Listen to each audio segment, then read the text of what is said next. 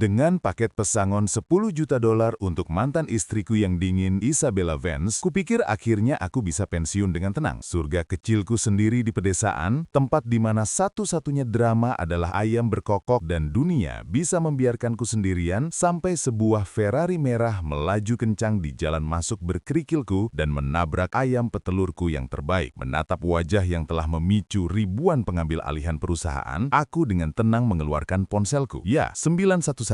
Aku ingin melaporkan pelarian tersembunyi. Pelaku mencoba menyalahkanku. Namaku Ethan Hayes. Aku 26 tahun dan pekerjaanku adalah pensiunan. 3 tahun lalu aku menandatangani kontrak dengan Isabella Vance, Ratu S yang terkenal di dunia bisnis. Aku akan menjadi suamimu di atas kertas selama 3 tahun dan dia akan memberiku $10 juta.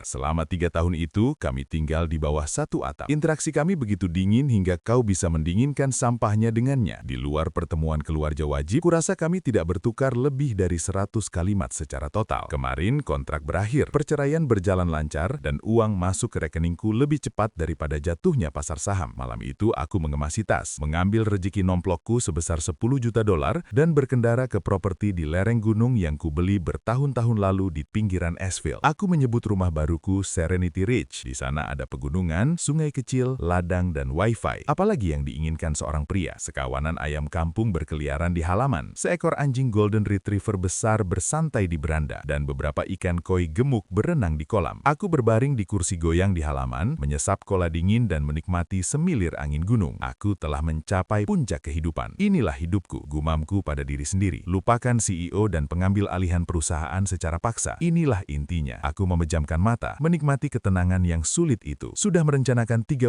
tahun ke depan untuk tidak melakukan apapun. Rusak. Suara pekikan yang mengerikan menusuk telinga, disusul oleh derit ban mahal, kerikil yang bergesekan, dan desisan pengereman mendadak. Aku langsung berdiri dari kursi goyang seperti tersengat. Di sana, terparkir dengan sudut yang sangat arogan di seberang jalan masuk rumahku, ada sebuah Ferrari merah yang mencolok. Di bawah bemper depannya ada ayam betina terbaikku yang berbintik-bintik, sekarang menjadi unggas yang mati dengan bulu-bulu berserakan di mana-mana. Tekanan darahku melonjak tinggi. Apa-apaan ini? Siapa yang mengendarai supercar di jalan pegunungan? Tidakkah mereka tahu batas kecepatannya 20 mph? Ayam itu bertelur 2 butir sehari. Telur ganda. Pintu sisi pengemudi terbuka. Sebuah kaki panjang dan ramping yang dibungkus sutra hitam muncul pertama, diikuti oleh sepatu hak tinggi Jimmy Choo 10 inci yang mendarat tepat di dalam tumpukan kotoran ayam yang baru. Aku memperhatikan sepatu yang harganya sangat mahal itu sedikit tenggelam ke dalam lumpur. Kemudian, sebuah wajah yang kuharap takkan pernah kulihat lagi seumur hidupku menjulurkan kepala keluar dari mobil. Isabella Vance. Hari ini, ia mengenakan setelan bisnis Chanel hitam yang pas badan. Rambutnya disanggul rapi tanpa sehelai pun yang berantakan. Riasannya sempurna. Ekspresinya sedingin biasanya, tampak kurang seperti sedang mengunjungi pedesaan dan lebih seperti akan membunyikan bel pembukaan di bursa saham New York. Kecuali saat ini ketenangannya sedikit retak, terutama ketika ia melirik ke bawah dan melihat kondisi sepatunya. Gletser itu menunjukkan tanda-tanda akan mencair. Ia menatapku, alisnya yang sempurna berkerut rapat, bibir tipisnya sedikit terbuka untuk mengucapkan 2 kata, Ethan Hayes. Aku menyilangkan tangan, bersandar di kusen pintu dengan senyum yang tak sampai ke mataku. Wah, kalau bukan CEO-nya sendiri, apa yang membuatku mendapat kehormatan ini? Apa kau datang dan memberiku plakat untuk suami tak terlihat selama 3 tahun terakhir? Dia mengabaikan sarkasmeku. Tatapannya menyapu rumah pertanian kecilku yang sederhana. Rasa jijik di matanya hampir meluap. Kau tinggal di tempat seperti ini. Aku terkekeh. Apa kau pikir aku akan mengambil 10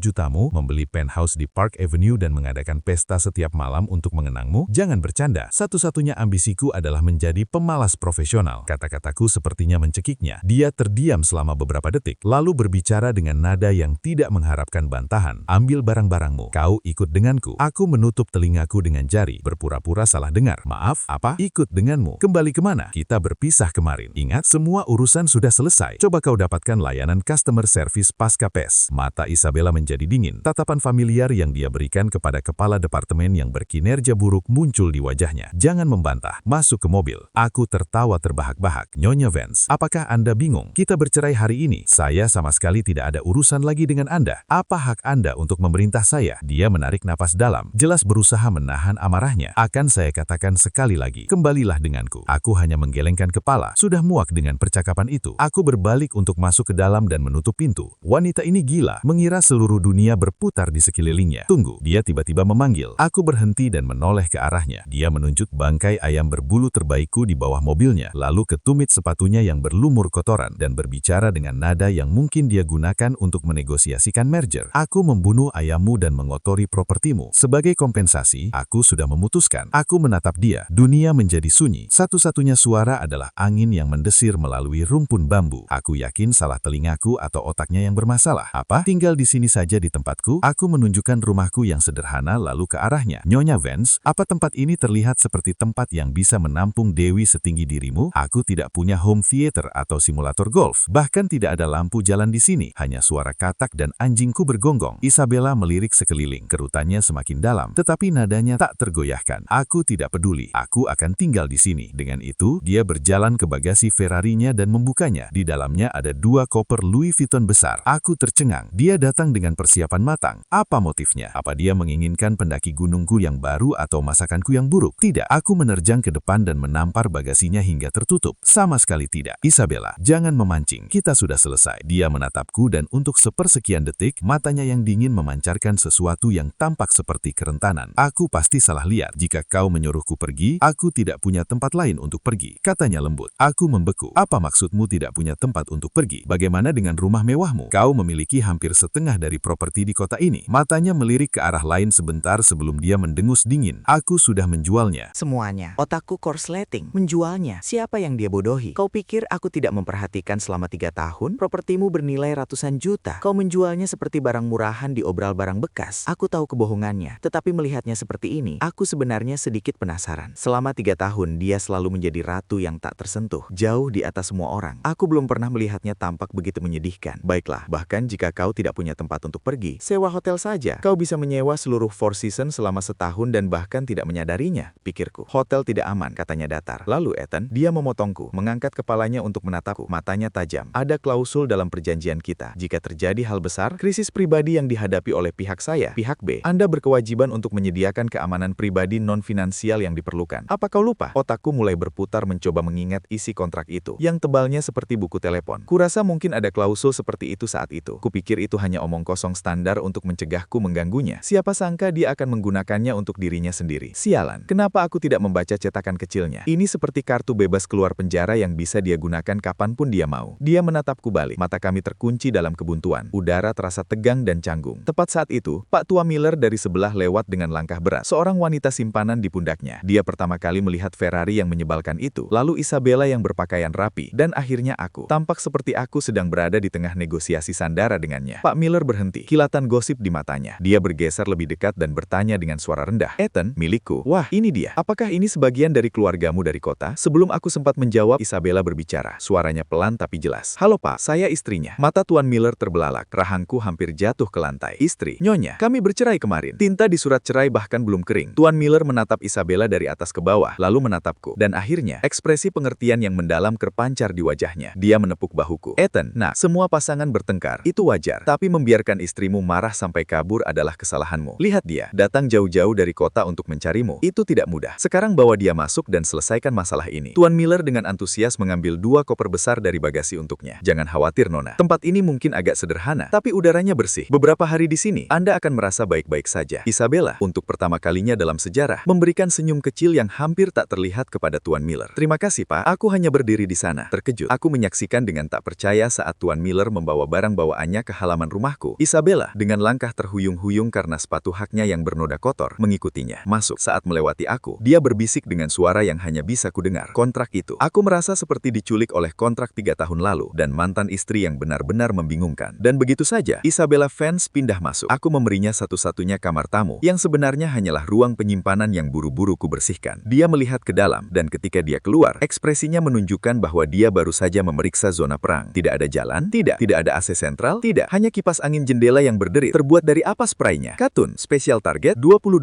per set. Wajahnya semakin gelap. Aku, di sisi lain, diam-diam merasa senang. Hah, silahkan tinggal. Mari kita lihat berapa lama kau bertahan. Aku beri kau 24 jam sebelum kau menangis dan memohon untuk kembali ke rumahmu. Tapi aku telah meremehkannya. Dia tidak mengucapkan sepatah kata pun. Dia hanya diam-diam mengeluarkan 1 set spray sutra dan koleksi lengkap perlengkapan mandi Hermes dari kopernya. Melihatnya menata botol-botol mewah itu di meja kamar mandi usangku, aku merasa rumah pertanian kecilku yang sederhana sedang dilindas oleh kapitalisme. Malam itu, aku berada di halaman menyirami kebun sayuranku. Isabella telah berganti pakaian. Itu masih pakaian pakaian olahraga yang sangat mahal, tetapi setidaknya tidak terlihat aneh. Dia berjalan mendekat, melihat petak hijauku dan benar-benar berkata, "Aku akan membantumu." Siraman tanaman itu hampir terlepas dari tanganku. "Tolong aku, Bu Vance. Apa kau tahu perbedaan antara kucai dengan sehelai rumput?" Sindiranku membuat pipinya sedikit memerah. Tetapi dia tetap teguh. "Seberapa sulit sih?" Dia berjongkok, mengeluarkan tangan yang terawat sempurna dan mencabut salah satu bibit tomatku yang baru saja kutanam. Dia mengangkatnya ke arahku dengan ekspresi yang seolah berkata, "Lihat, aku sangat membantu. Gulma ini tumbuh terlalu tinggi. Gulma ini menghalangi sinar matahari untuk sayuran lain." Aku menatap tanaman tomatku yang malang dan tak berdosa. Hatiku hancur. Aku menarik napas dalam dan mengucapkan kata-kata itu dengan susah payah. "Isabella, itu tanaman tomat." Dia berkedip melihat dari bibit di tangannya ke bibit yang identik di tanah. Versinya menunjukkan kebingungan. Semuanya terlihat sama. Aku mengambil kembali tanamanku yang berharga dan hati-hati menanamnya kembali, mengutuknya ribuan kali dalam hati. Dasar pengganggu, aku mendapatkan varietas ini khusus dari program pertanian universitas. Namanya First Kiss Pink. Belum berbuah pun dan kau hampir mengakhiri ciuman pertamanya. Aku memutuskan untuk menjauhkan diri darinya sebelum kebunku dan kewarasanku sama-sama terpukul. Aku berjalan ke kandang ayam untuk memberi makan kawanan ayamku. Seperti anak anjing yang penasaran, Isabella mengikuti aku. "Apa yang mereka makan?" "Dedak, jagung pecah, dan sisa sayuran," jawabku singkat. "Oh," lalu dia menunjuk ke arah ayam jantan yang gagah berjalan mondar-mandir. "Mengapa dia terlihat begitu marah?"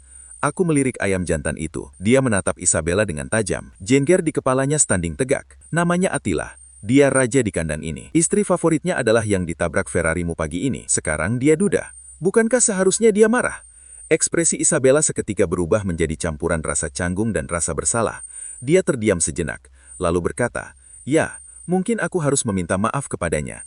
Dan sebelum aku bisa menghentikannya, dia benar-benar berjalan ke kandang, menghadap ayam jantan itu dan sedikit membungkuk. "Maafkan aku, itu kecelakaan." Kokok. Seolah marah karena permintaan maafnya, Attila mengepakkan sayapnya dan menyerbu pagar, memisahkan mereka. Isabella menjerit, tersandung ke belakang, wajahnya pucat pasi karena ketakutan. Aku berdiri di samping, berusaha sekuat tenaga untuk tidak tertawa berbahak-bahak. "Itulah yang kau dapatkan. Sekarang kau tahu mengapa mereka disebut berkelahi." Melihat raksasa industri yang bisa membuat Wall Street gemetar, diteror oleh seekor ayam jantan, aku merasakan kebencian yang selama ini kupendam, mulai memudar. Aku bahkan agak ingin tersenyum. Makan malam adalah ujian terakhir. Aku memetik beberapa sayuran hijau segar dari kebun, dan mengambil beberapa telur dari kulkas. Untuk makan malam, kita akan makan telur orak-arik dengan bayam. Nasi sudah dipenanak nasi.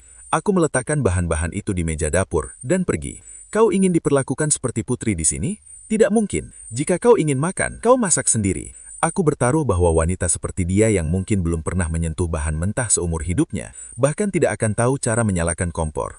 Benar saja, sekitar 10 menit kemudian, serangkaian dentingan dan benturan keras bergema dari dapur, diikuti oleh bau menyengat sesuatu yang terbakar. Aku berlari masuk dan mendapati Isabella berdiri di sana, dengan noda tanah di pipinya, menatap wajan berasap yang berisi zat hitam yang tak bisa dikenali. Dia memegang spatula milikku, tampak benar-benar bingung. Apinya terlalu besar, jelasnya dengan suara kecil, seperti anak kecil yang baru saja memecahkan vas. Aku melihat wajan anti lengket favoritku, bagian bawahnya kini berwarna kuning hangus. Rasa sakitnya nyata. "Kau sedang memasak atau melakukan alkimia, Nona?" "Vance, aku mohon padamu, tolong kasihanilah dapurku. Baru saja direnovasi." Aku mendorongnya ke samping dan pasrah membersihkan kekacauan itu. Dia hanya berdiri di sana dengan tenang mengawasiku. Dengan cekatan, aku mencuci wajan, memotong sayuran, memecahkan telur, menyalakan kompor, menuangkan minyak, dan mulai memasak semuanya dalam satu gerakan yang lancar. Dalam sekejap, sepiring telur orak-arik dan bayam yang harum dan matang sempurna sudah siap. Aku meletakkan saya mengambil 2 mangkuk nasi, dan makanan sudah tersedia di meja. Dia duduk di seberang saya, mengambil garpu, mengambil sedikit dan perlahan memasukkannya ke mulut. Kemudian dia berhenti mengunyah. Perut saya terasa tegang. Ada apa? Apakah saya menambahkan terlalu banyak garam? Tidak mungkin. Kemampuan memasak saya sudah sangat berpengalaman. "Apakah rasanya tidak enak?"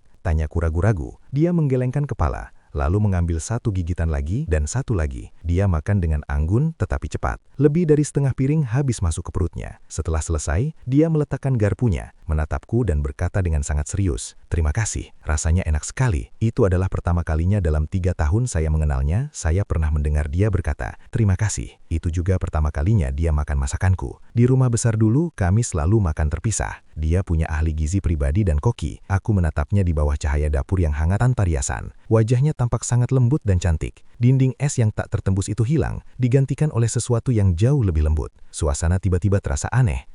Dia... Aku berdeham memecah keheningan. Senang kau menyukainya. Kau bertugas mencuci piring. Dia membeku. Jelas tidak mengharapkan itu. Aku tidak tahu caranya. Kalau begitu belajarlah. Aku mendorong piring-piring itu ke arahnya. Kita tidak memanjakan orang yang numpang makan di sini. Dia menatap piring-piring berminyak itu. Alisnya yang sempurna kembali mengerut. Akhirnya dia menghela napas, mengambil piring-piring itu dan berjalan ke dapur. Beberapa detik kemudian terdengar suara benturan keras. Aku bersandar di kursi dan tidak bergerak. Biarkan saja pecah. Harganya $1 per buah di Walmart. Malam ini ditakdirkan menjadi malam yang panjang untuk piring-piringku. Keesokan paginya aku terbangun oleh ketukan tajam di pintu. Aku masih mengantuk. Aku membuka pintu dan mendapati Nyonya Gable dari sebelah rumah berdiri di sana dengan semangkuk sup ayam panas. "Selamat pagi, Ethan. Kau sudah bangun?" katanya, dengan seringai misterius di wajahnya. Nyonya Gable, "Masih pagi sekali. Apa semuanya baik-baik saja?" Dia menyodorkan sup itu ke tanganku dan mengedipkan mata. "Well, kupikir kau mungkin sedikit, kau tahu, lelah beberapa hari terakhir ini. Kubuatkan sup ini agar kau tetap kuat." Aku menatap kaldu berminyak itu, benar-benar bingung. Lelah? Yang kulakukan hanyalah makan dan tidur. Apa yang membuatku lelah? Nyonya Gable mencondong ke belakang dan berbisik, "Istrimu sangat cantik. Cantik seperti bintang film, tapi dia tampak seperti salah satu gadis kota yang dimanjakan. Bersabarlah dengannya. Kau dengar? Seperti kata pepatah, jangan biarkan matahari terbenam sebelum amarahmu reda." Akhirnya aku mengerti. Seluruh kota sudah tahu aku menyembunyikan seorang wanita cantik di rumahku. Berita menyebar lebih cepat daripada 5G di tempat ini. Aku hendak menjelaskan ketika Nyonya Gable menambahkan, "Oh, Pak Tua Miller bilang dia melihat mobil merah istrimu kemarin. Membuat sapi terbaiknya ketakutan sampai berhenti menyusu. Katakan padanya untuk mengurangi kecepatan saat mengemudi melewati desa." Oke. Aku hanya berdiri di sana. Aku merasa kehidupan sosialku, seperti yang aku kenal, baru saja berakhir. Dimulai dengan semangkuk sup ayam ini. Setelah mengantar Nyonya Gable yang bermaksud baik itu pergi, aku berjalan kembali ke halaman dengan sup dan melihat Isabella berdiri di depan kebun sayurku, menatapnya dengan konsentrasi tinggi. Dia mengenakan gaun musim panas putih sederhana. Rambut panjangnya terurai di bawah cahaya pagi. Dia benar-benar tampak seperti malaikat, jika bukan karena cangkul kecil yang dia pegang. "Apa yang sedang kau rencanakan sekarang?" tanyaku dengan waspada. Dia berbalik, mengangkat cangkulnya. "Aku seorang pelajar yang belajar mengidentifikasi sayuran." Aku berjalan mendekat dan melihat bahwa dia menggunakan aplikasi di ponselnya untuk memindai tanaman. Layarnya menampilkan spesies bokcoy yang dapat dimakan. "Aku menggunakan AI berteknologi tinggi untuk bertani. Itu agar kau merindukan fans." "Baiklah, baiklah. Kelas sudah selesai. Ayo sarapan." Aku panggil dia. Sarapannya sederhana. Oatmeal, acar, dan beberapa biskuit yang kubuat kemarin. Isabella menatap meja dalam diam.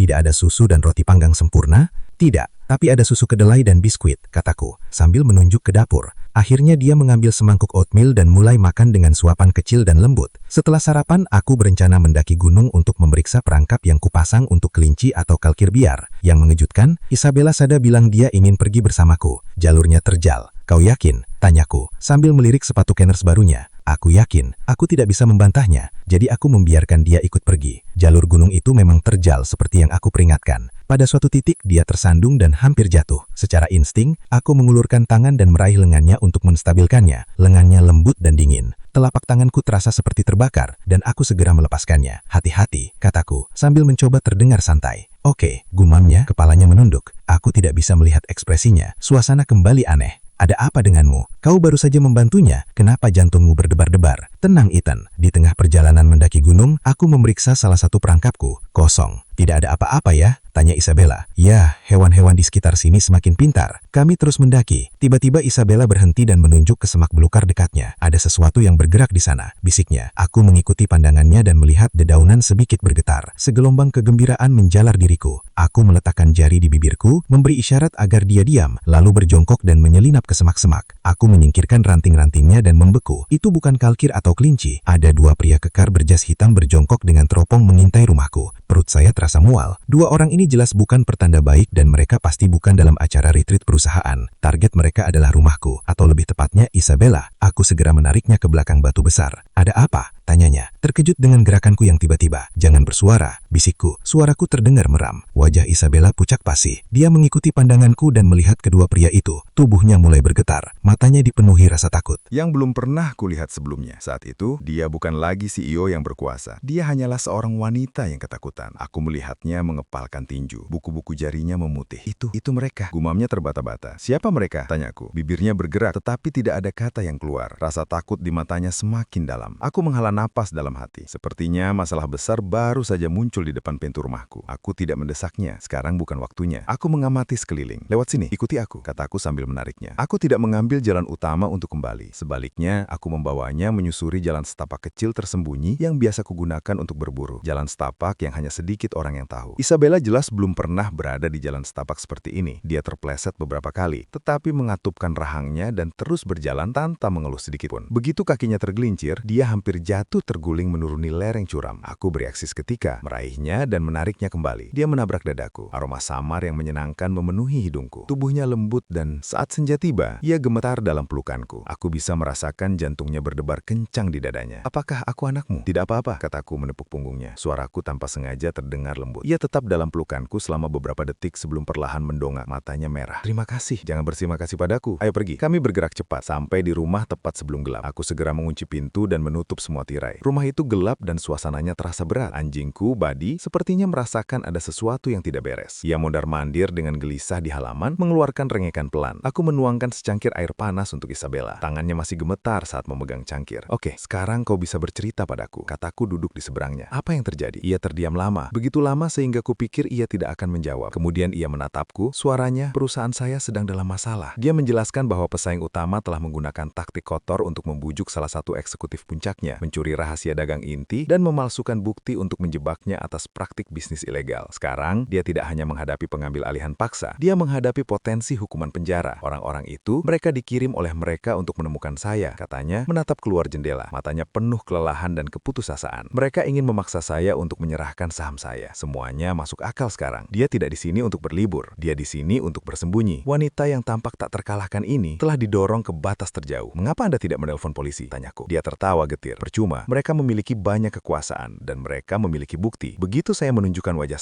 saya akan dibawa untuk diinterogasi. Kemudian saya benar-benar akan berada di bawah kekuasaan mereka. Jadi, Anda lari ke sini? Iya, dia mengangguk, menatapku. Di seluruh dunia, satu-satunya tempat yang kupikir benar-benar aman, tempat yang tak akan pernah terpikirkan oleh siapapun untuk mencari, adalah di sini bersamamu. Jantungku berdebar kencang. Harus kuakui, saat dia mengatakan itu, semua rasa kesal yang selama ini kupendam lenyap begitu saja. Rasa itu digantikan oleh perasaan yang tak bisa kusebutkan. Sebagian rasa iba, sebagian lagi sesuatu yang lain. Sialan. Kurasa aku benar-benar berhutang budi padanya. Aku bangkit, berjalan ke jendela dan mengintip melalui celah di tirai, mengamati area di luar. Aku bisa melihat cahaya samar lampu depan di jalan utama, tetapi cahaya itu cepat menghilang. Apa rencanamu? Kau tidak bisa bersembunyi di sini selamanya, kataku. Suaraku lebih tenang dari yang kuduga. Aku tidak tahu. Dia menggelengkan kepalanya, bingung. Ponselku, laptopku, semuanya dipantau. Aku tidak bisa menghubungi siapapun yang kupercaya. Aku berbalik dan menatapnya. Versi Ratu S yang benar-benar hancur ini. Dan sebuah ide gila muncul di kepalaku. Mungkin aku bisa membantu. Kepala Isabella mendongak. Matanya melebar karena tak percaya. Kau, nada suaranya penuh keraguan. Tatapan itu menusuk. Apa? Kau meremehkan petani pensiunan ini? Aku mengangkat alis. Jangan lupa, petani ini lulus dengan gelar ilmu komputer dari universitas ternama. Aku mungkin sedikit malas selama beberapa tahun, tapi otakku belum berkarat. Selama 3 tahun, dia mengira aku pengangguran tak berguna yang hidup dari warisan kecil. Dia tidak tahu aku pernah memenangkan kompetisi pemrograman kolegial nasional di masa lalu. Baru setelah sesuatu terjadi, aku lelah dengan hidup yang penuh tekanan dan serba cepat dan memilih untuk pensiun dini. Isabella jelas terkejut. Dia membuka mulutnya tetapi tidak ada kata yang keluar. Ya, kau kuliah ilmu komputer? 100%. Aku pergi ke ruang penyimpanan dan mengeluarkan laptop lamaku yang berdebu. Itu adalah komputer canggih yang kurakit sendiri. Kelihatannya sederhana, tapi performanya bisa menyaingi workstation profesional. Aku letakkan di atas meja dan menyalakannya. Baris-baris kode yang kompleks bergolar di layar. Ceritakan semuanya tentang arsitektur jaringan perusahaanmu dan semua yang kau ketahui tentang pesaing ini, kataku. Mataku tertuju pada layar. Isabella menatapku sesaat, lalu dengan cepat bergerak, menyebutkan serangkaian nama perusahaan dan jargon teknis. Keterampilan profesionalnya tak terbantahkan. Bahkan di bawah tekanan sebesar ini, pikirannya tetap tajam. Aku mendengar, jari-jariku bergerak cepat di atas keyboard. Unsik bahak tombol yang beritme dan nafasnya yang sedikit tersengal-sengal. Dia berdiri di belakangku, memperhatikan layar saat serangkaian karakter yang tak dapat dipahami mengalir dan bergeser seperti gelombang digital. Ekspresinya perlahan berubah, dari ragu menjadi terkejut dan akhirnya menjadi sangat terkejut. Dia mungkin tidak pernah membayangkan bahwa suaminya yang tak berguna di atas kertas ini memiliki sisi seperti ini. 2 jam kemudian, aku menekan tombol enter. Selesai. Aku bersandar di kursi dan menghela nafas panjang. Apa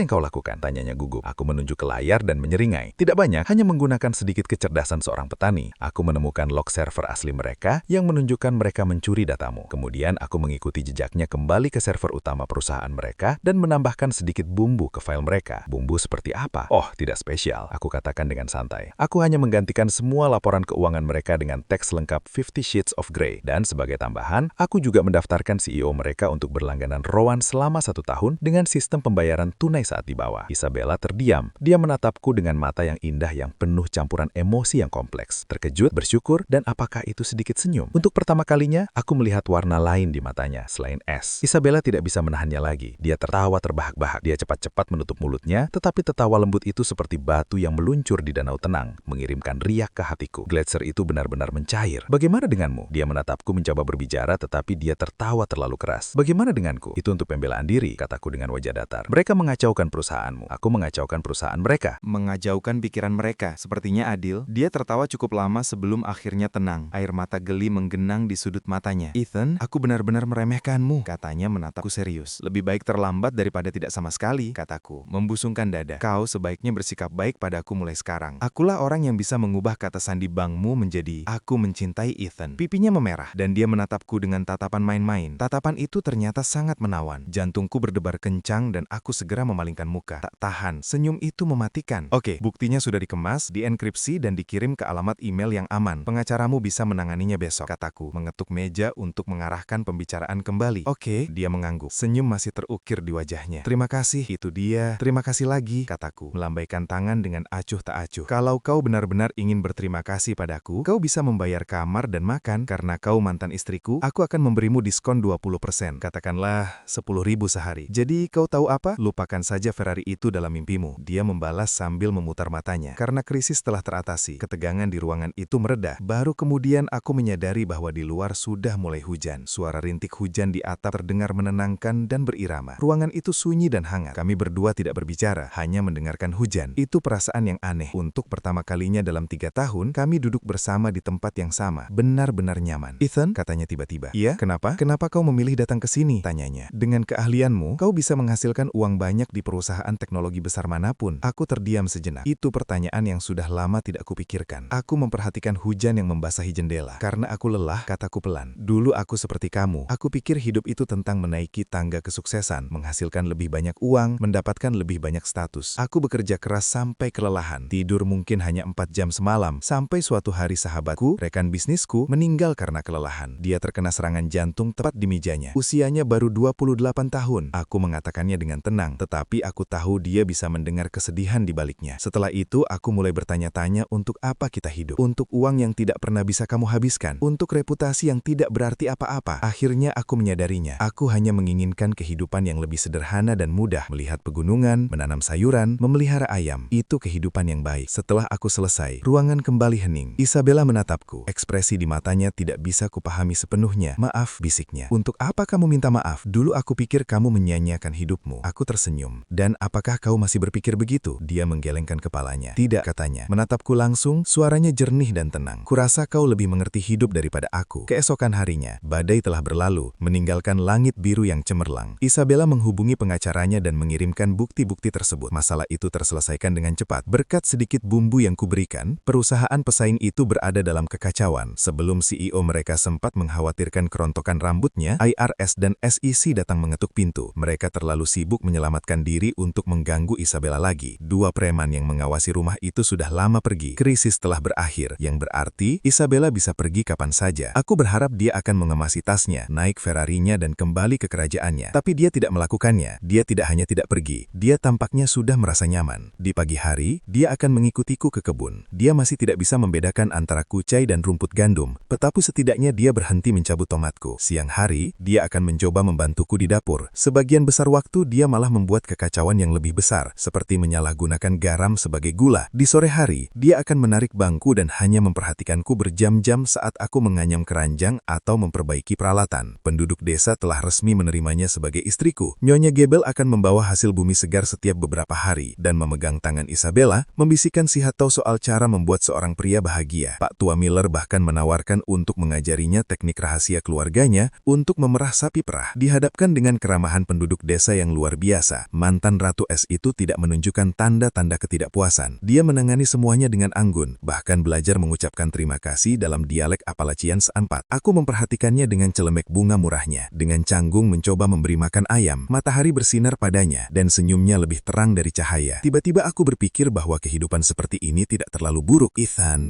kau kehilangan ketajamanmu. Apa yang terjadi dengan mimpimu untuk menjadi pemalas? Bagaimana dengan kehidupan yang damai dan tenang? Aku sendiri menyindir diriku sendiri, tapi aku tak bisa menahan senyum di sudut mulutku. Suatu sore, aku pura-pura tidur siang di kursi goyangku. Saat Isabella duduk dekatku membaca buku. Ethan, katanya tiba-tiba, uang 10 juta yang kau berikan padaku itu, sudah berapa banyak yang kau habiskan? Aku bahkan tak membuka mata. Membeli mantan ini, membangun rumah, perabotan, truk, secara keseluruhan mungkin aku masih punya sekitar 8 juta. Oh, katanya. Lalu hening sesaat. Beberapa saat kemudian, dia bertanya, jadi apa rencanamu untuk masa depan? Rencanaku adalah tidak punya rencana. Bersantai, hidup dari hasil bumi dan menikmati masa pensiunku, kataku dengan malas. Bagaimana jika dia ragu-ragu?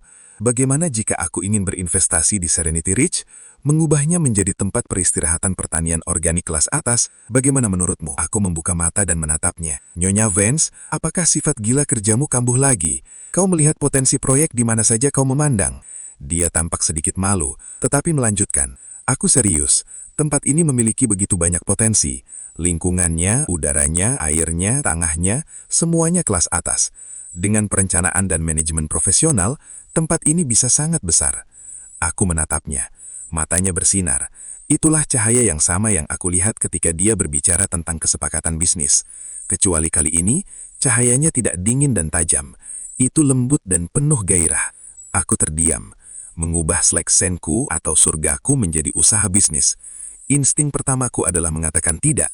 Tetapi melihat ekspresinya yang penuh harapan, kata tidak tersangkut di tenggorokanku. Memikirkan nama, Vance untuk Isabella Vance dan Hayes untuk Ethan Hayes. Aku hampir tersedak minumanku. Tunggu dulu, aku tidak tertarik menjalankan semacam toko kecil-kecilan bersamamu. Hal terakhir yang kubutuhkan adalah kontrak lain. Aku mohon padamu. Dia menatapku tajam, sesaat terdiam. Kemudian dia menutup rencana bisnisnya dan memainkan kartu andalannya. Nyonya Gable memberitahuku kemarin bahwa buah persiknya membusuk di pohon karena tidak ada yang membelinya. Dan Tuan Miller punya gudang penuh madu yang tidak bisa dia jual. Bisakah kau benar-benar hanya berdiri dan menyaksikan mereka bekerja sepanjang tahun tanpa hasil? Aku terdiam. Aku sudah mengenal orang-orang di sini. Aku tahu betapa kerasnya mereka bekerja. Memikirkan semua buah itu terbuang sia-sia membuatku tidak nyaman. Merasakan keraguanku, Isabella memanfaatkan keuntungannya. Kita bisa mulai dengan program percontohan kecil. Aku akan menyediakan pendanaan. Kau menyediakan lahannya. Jika kita untung, semuanya akan diberikan kepada penduduk desa. Jika kita rugi, itu tanggung jawabku. Bagaimana? Isabella, kau adalah CEO sebuah perusahaan besar. Apa untungnya bagimu? Dia memiringkan kepalanya, sinar matahari mengenai rambutnya dan membuatku pusing. Udara di sini bagus, dan telur orak-arikmu cukup enak, dan begitu saja dia berhasil memikatku. Proyek percontohan itu langsung dimulai. Sifat Isabella yang tegas tidak berubah hanya karena dia berada di sebuah peternakan. Dia mengenakan sepatu Keds Canvas seharga $20, berjalan susah payah melewati lumpur dan memulai siaran langsung TikTok tanpa sedikit pun kepura-puraan. Lihat semuanya, ini ayam-ayam Serenity Ridge kami. Mereka makan jagung dan serangga, dan telurnya memiliki kuning telur oranye yang paling indah. Dia memutar kamera untuk mengambil gambar close-up Attila, ayam jantan itu. Dia mungkin masih menyimpan dendam atas kematian istrinya, mengepakkan sayapnya dan mengisi daya ponselnya. Isabella berteriak dan hampir melempar ponselnya. Aku menerjang ke depan, meraih lengannya dan menariknya ke belakangku sambil berteriak. Apa ada denganmu? Jangan lampiaskan amarahmu pada teknologi. Obrolan langsung itu meledak dengan emoji tertawa. Elmo, ayam jantan itu ganas. Gadis itu sangat imut. Lindungi dia kawan. Ini adalah kehidupan impianku. Bolehkah aku berkunjung? Aku melihat komentar-komentar yang bergulir. Kemudian pada Isabella yang masih mengatur nafas, pipinya memerah. Tiba-tiba aku berpikir, mungkin ini tidak seburuk yang kukira. Siaran langsungnya sukses besar. Pesanan membanjiri. Buah persik Nyonya Gable, madu Tuan Miller, dan semua telur kami terjual habis. Penduduk desa sangat gembira dan bersikeras mengadakan makan malam besar untuk kami. Malam itu, halaman rumahku dipenuhi meja-meja berisi makanan. Semuanya hasil kebun sendiri. Tuan Miller, sedikit mabuk, meraih tanganku dan mencoba memberiku pusaka keluarganya. Sebuah pot tanah liat sebagai mas kawin. Ethan, Isabella anakku adalah wanita yang pantas dipertahankan. Kau harus mengamankannya. Jangan biarkan dia pergi. Isabella duduk di sampingku. Wajahnya memerah, tetapi dia tidak keberatan. Dia hanya tersenyum dan menunduk. Hatiku terasa seperti digelitik bulu. Setelah beberapa gelas minuman, seseorang mulai meneriakkan agar kami berciuman. Aku menatap Isabella. Dia balas menatapku. Matanya bersinar. Aku mengambil gelasku, hendak mendekat ketika keributan terjadi di halaman. Attila, entah kenapa menggendong seekor ayam betina berbintik baru yang kudapatkan dari tetangga untuk menemaninya, dan mereka berlarian mengelilingi meja. Aku membeku. Isabella membeku. Detik berikutnya kami berdua tertawa terbahak-bahak. Tawa kami bercampur dengan sorak-sorai penduduk desa dan melayang keluar halaman, melayang ke perbukitan di mana ia bercampur dengan desiran lembut angin melalui bambu. Bisnis pertanian berkembang, tetapi Isabella tidak menunjukkan niat untuk pergi. Dia bahkan mulai mengelola sebagian besar tugas korporatnya dari Serenity Ridge. Setiap hari, dia akan duduk di bawah pohon ek tua di halaman, melakukan rapat video dalam bahasa Inggris yang bahkan membuat anjingku Buddy mengibas-ngibaskan ekornya. Kupikir hidup akan terus berjalan damai seperti ini, sampai sebuah Bentley hitam berhenti di gerbangku. Seorang pria dengan setelan rapi keluar, rambutnya tertata sempurna. Dia memancarkan aura kekuasaan korporat. Dia berjalan langsung ke Isabella, suaranya urgent. Isabella, kembalilah denganku. Perusahaan membutuhkanmu. Isabella mengkerut, memotong perkataannya. Grant, sudah kubilang, aku tidak akan kembali. Grant Lockwood, aku mengingatnya, mantan pacar Isabella dan pada suatu waktu rival bisnis terbesarnya. Mata Grant tertuju pada Isabella, lalu melirikku dengan rasa jijik yang tak terselubung. Isabella bersembunyi di tempat seperti ini dengan orang-orang seperti dia. Ini di bawah martabatmu. Aku sedang berjongkok di tanah memberi makan ayam. Aku perlahan berdiri dan membersihkan debu dari tanganku. Tuan, Anda boleh mengatakan apa saja, tetapi sebaiknya Anda menjaga ucapan Anda. Apa maksudmu orang-orang seperti mereka? Ayam-ayamku makan lebih baik daripada kamu. Wajah Grant memerah padam. Isabella tertawa, berjalan ke sisiku dan merangkul lenganku. Grant, izinkan aku memperkenalkanmu. Ini pacarku Ethan. Seluruh tubuhku kaku. Aku menatap tangan di lenganku. Jantungku berdebar kencang. Ekspresi Grant semakin masam. Isabella, hentikan omong kosong ini. Kau bersamanya. Kalian bahkan bukan dari dunia yang sama. Apakah kita dari dunia yang sama atau tidak? Bukan urusanmu untuk memutuskan, kata Isabella. Dagunya terangkat tinggi, matanya jernih. Dulu aku berpikir hidup hanya tentang mendaki lebih tinggi, tentang menang. Baru setelah aku datang ke sini, aku menyadari bahwa duduk di halaman, berjemur di bawah sinar matahari dan mendengarkan ayam dan anjing bisa menjadi kebahagiaan tersendiri. Grant tampak ingin berdebat, tetapi Isabella sudah muak dengannya. Dia menarikku ke arah rumah. Abaikan dia. Ayo kita petik buah persik. Buahnya matang sempurna hari ini. Aku membiarkan dia menuntunku. Kakiku terasa seperti melayang. Dari belakang kami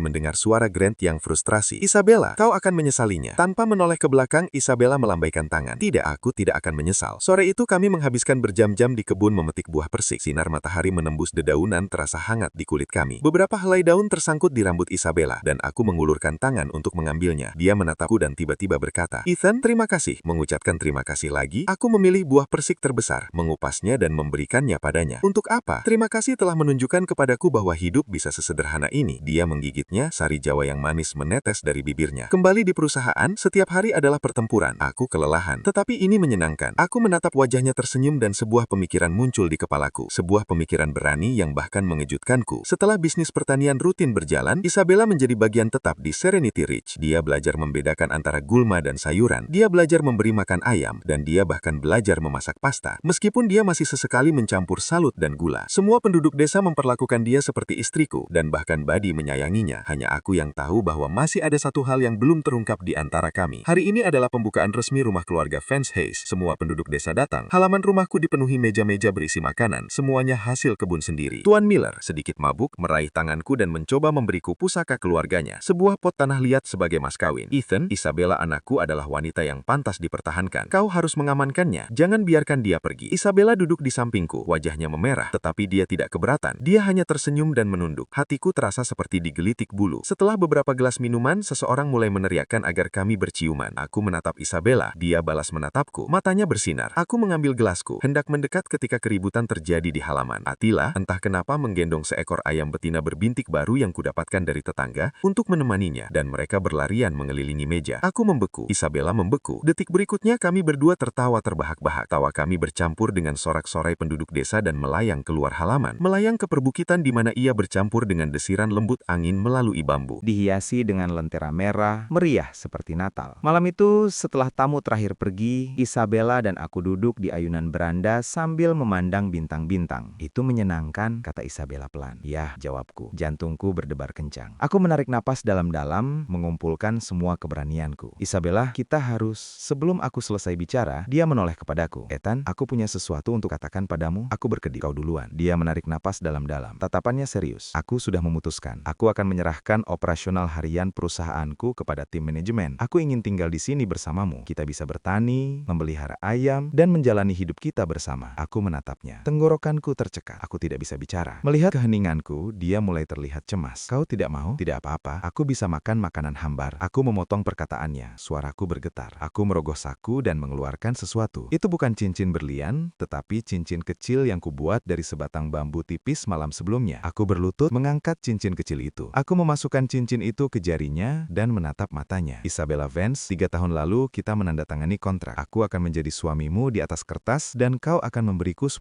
juta dolar. Sekarang, aku ingin menandatangani kontrak seumur hidup baru denganmu. Tanpa uang, tanpa klausul, hanya aku dan kau. Maukah kau menikahiku? Di bawah sinar bulan, mata Isabella bersinar seolah-olah menyimpan semua bintang di langit. Dia tidak berkata apa-apa. Dia hanya mengulurkan tangannya, membiarkanku menyelipkan cincin buatan tangan yang kasar itu ke jarinya. Kemudian dia memelukku erat dan menangis terseduh-seduh. Tan dasar bodoh, aku memeluknya erat, menepuk punggungnya, menyeringai seperti orang bodoh. Badi menyenggol kaki kami. Seekor burung layang-layang berkokok dari kandangnya, dan suara katak terdengar di kejauhan. Angin berdesir melalui pepohonan. Aku tahu kehidupan pensiunku yang damai telah benar-benar berantakan, tetapi itu tidak masalah. Dengan dia di sini, bahkan jika itu berarti melakukan siaran langsung dan merawat banyak hewan setiap hari, itu cukup menyenangkan. Hidup bahagia. Epilog sehari di rumah pertanian. Setahun kemudian, rumah pertanian keluarga Vance telah menjadi tujuan wisata terkenal dengan pengunjung yang datang dari seluruh dunia. Tetapi Isabella dan aku masih lebih menyukai kehidupan tenang kami di halaman. Di pagi hari, aku akan terbangun oleh suara Ayla yang berkokok saat melihat Isabella mengenakan celemek bermotif bunga, berusaha sebaik mungkin untuk tidak merusak sarapan. Tan, aku menambahkan terlalu banyak garam ke oatmeal lagi. Rasakan akibatnya karena menyimpan garam dan gula di wadah yang sama. Siang hari, kami akan duduk di bawah pohon ek tua dan mencari hasil pertanian di kios pertanian. Para turis akan mengambil foto kami. Isabella akan menyapa mereka dengan senyuman, dan aku akan diam-diam menyelipkan sepotong buah persik kupas ke mulutnya. Di sore hari, kami akan bekerja di kebun. Isabella terkadang masih mencabut wortel alih-alih gulma, tetapi tidak apa-apa. Aku akan dengan sabar menunjukkan perbedaannya padanya. Di malam hari, kami akan berbaring di ayunan beranda, menonton bintang-bintang, dan hanya mengobrol. Isabella akan menyandarkan kepalanya di bahuku dan bertanya, "Apakah kamu menyesal?" Itu, melepaskan masa pensiunmu yang tenang untuk membangun pertanian ini bersamaku. Aku akan menggenggam tangannya dan tersenyum. Menyesal apa? Dulu aku berpikir tidak melakukan apa-apa adalah puncak kehidupan. Sekarang aku tahu bahwa memilikimu di sisiku adalah puncak yang sebenarnya. Dia akan bersipu dan memukul lenganku dengan main-main, lalu membenamkan kepalanya di dadaku. Badi akan tidur di kaki kami, mendengur pelan. Ayam dan bebek di kandang akan diam. Cahaya bulan akan menyelimuti halaman, menyinari papan nama yang bertuliskan Vance's Homestead. Sangat lembut. Aku tahu tanpa ragu bahwa inilah kehidupan yang kuinginkan. Pegunungan, sungai kecil, ladang, dan dia. Itu lebih dari cukup.